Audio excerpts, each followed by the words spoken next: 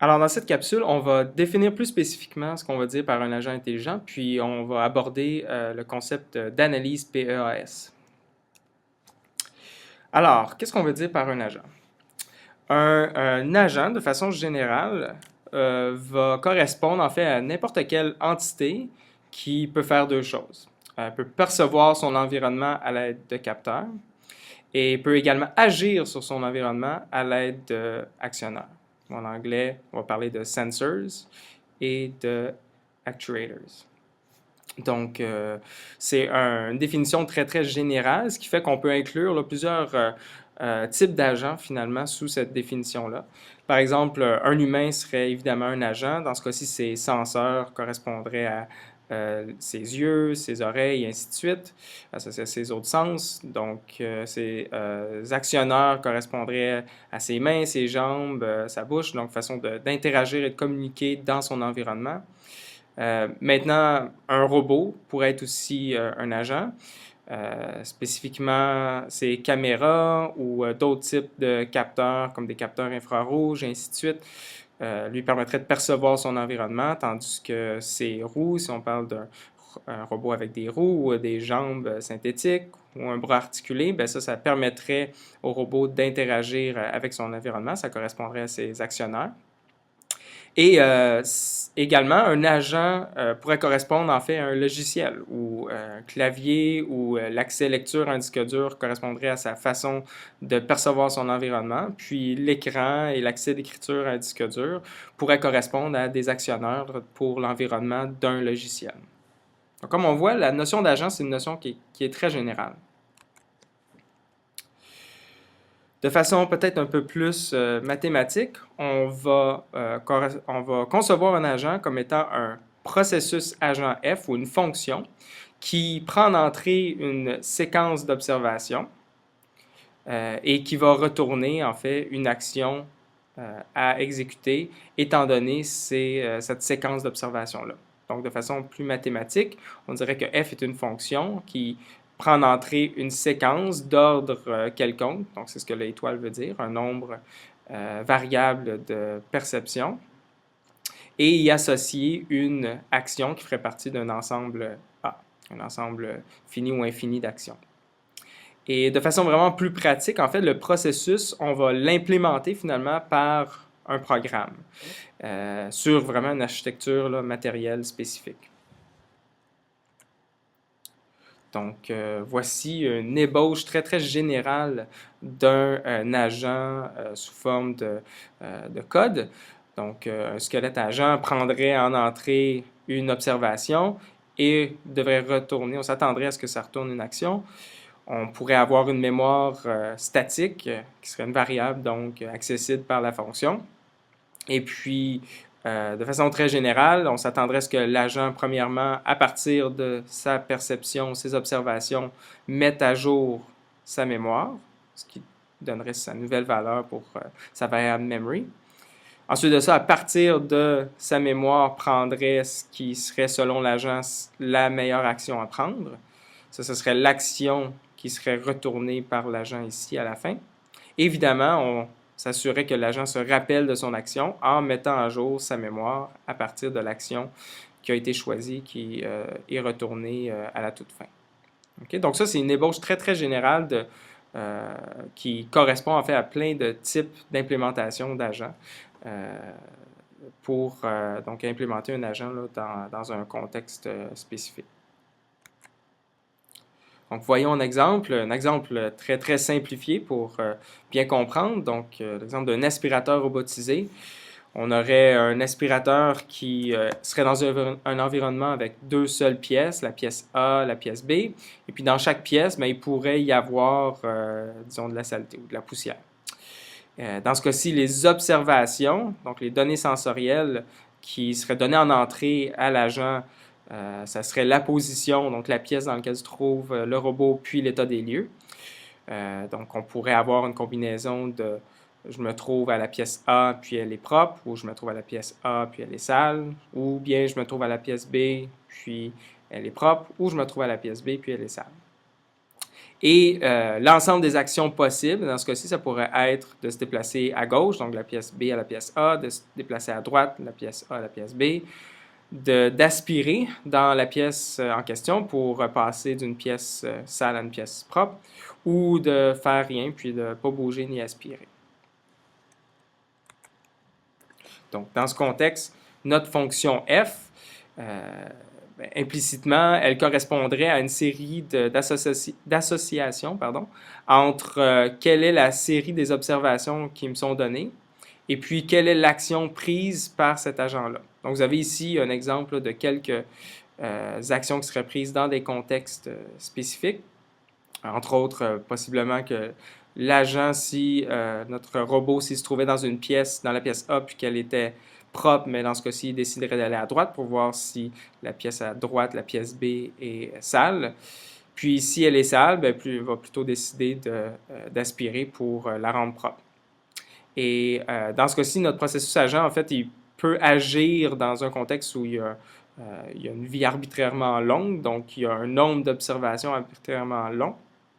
Dans ce cas-ci, on a un exemple d'agent où en fait, il considère seulement la dernière observation pour prendre son action. Donc, comme dans le cas ici où on avait une seule observation, l'action va être conditionnée seulement sur la dernière, à savoir si la pièce A est sale, bien, on va aspirer. Puis si la pièce A est propre, selon ma dernière observation, bien, je vais plutôt me déplacer à droite.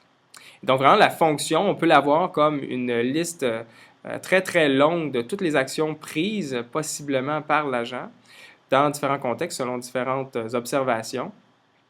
Mais lorsqu'on va l'implémenter, ça va être vraiment implémenté par une fonction qui ne va pas nécessairement lister explicitement l'ensemble des observations possibles. Donc, et ça c'est un concept qui va se clarifier au fur et à mesure qu'on va explorer des différents types d'algorithmes d'intelligence artificielle.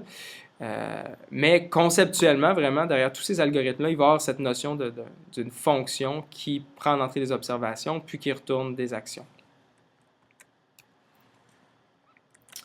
Ce qui nous amène à parler d'un agent rationnel. On a parlé d'un agent jusqu'à maintenant, mais idéalement, on voudrait des agents qui sont rationnels. Donc, de façon générale, on va penser un agent rationnel comme un agent qui agit correctement en fonction de ce qu'il perçoit, puis de sa capacité d'action. Et l'action, donc déterminer si une action est correcte, bien, ça va dépendre évidemment d'une mesure de performance, donc quelque chose qui nous dit à quel point est-ce que l'agent se comporte bien. Spécifiquement, la mesure de performance va prendre la forme d'une fonction objective qui va mesurer la qualité du comportement de l'agent. Donc, souvent, dans les différents algorithmes, la fonction objective, ça va être une fonction qui va nous retourner une espèce de score, si on veut, ou une valeur qui identifie à quel point est-ce que l'agent réussit bien. Donc, dans le contexte d'un jeu, ça pourrait être est-ce que l'agent a gagné ou pas une partie. Dans le contexte du robot aspirateur dont on vient tout juste de parler, bien, ça pourrait être la quantité de déchets aspirés. Ça pourrait être une notion plus générale de la propreté des lieux, et ainsi de suite. Et donc, à partir d'une mesure de performance, on peut définir un peu plus spécifiquement qu'est-ce qu'on va dire par agent rationnel.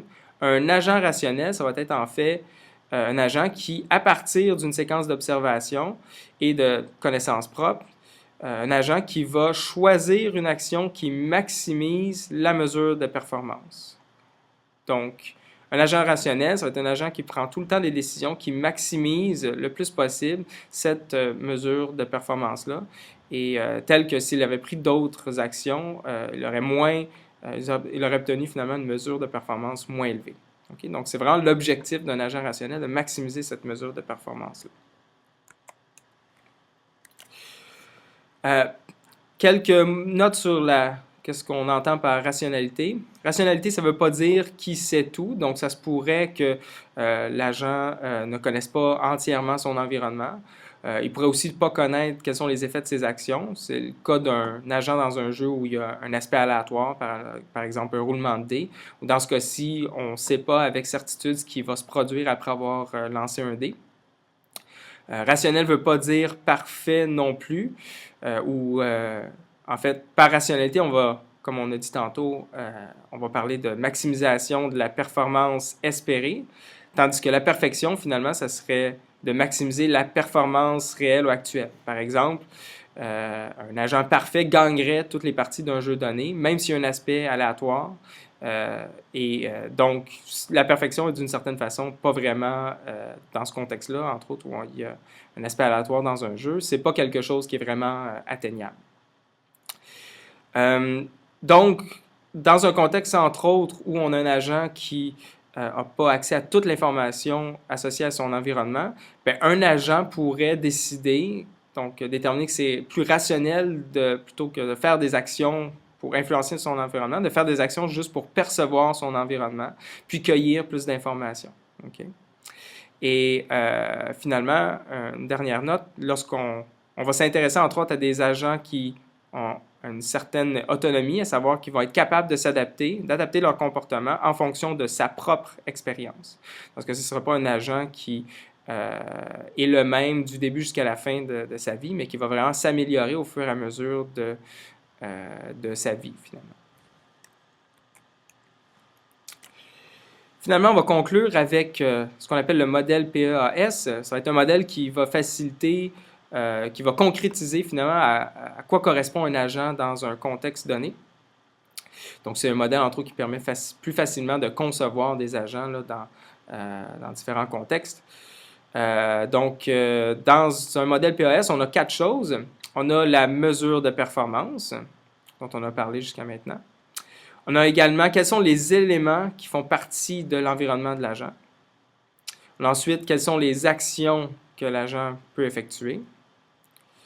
Et finalement, quels sont les types d'observations, de perceptions que peut faire ou que peut obtenir notre agent. Donc, quels sont entre autres les capteurs et les sensors. À cause de ces 4 éléments-là, le modèle PEAS, en fait, c'est un acronyme pour les 4 éléments, à savoir Performance, Environment, Actuators et Sensors. Alors, nous allons voir 2 exemples d'un modèle PEAS.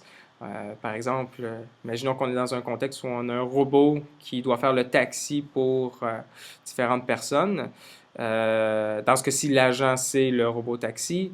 Des exemples de mesures de performance, ben, ça pourrait considérer la sécurité des gens dans le taxi ou la vitesse. Ça pourrait considérer aussi le respect du code routier, évidemment, et ainsi de suite. Dans son environnement, ben, il y a des notions de route, il existe du trafic, donc d'autres voitures, il existe des piétons, évidemment les clients qu'on a à déplacer. Parmi les actionneurs, la façon que le robot a d'influencer sur son environnement, bien, il y a évidemment le volant, la possibilité de changer de vitesse, d'accélérer, de freiner, de clignoter pour signaler ses déplacements aux autres voitures et ainsi de suite. Puis parmi les senseurs, bien, on va compter possiblement des caméras ou des sonars, le compteur de vitesse, GPS, et ainsi de suite. Donc, tout ce qui apporte de l'information au robot par rapport à son environnement, qui permet de mieux identifier finalement la configuration de son environnement.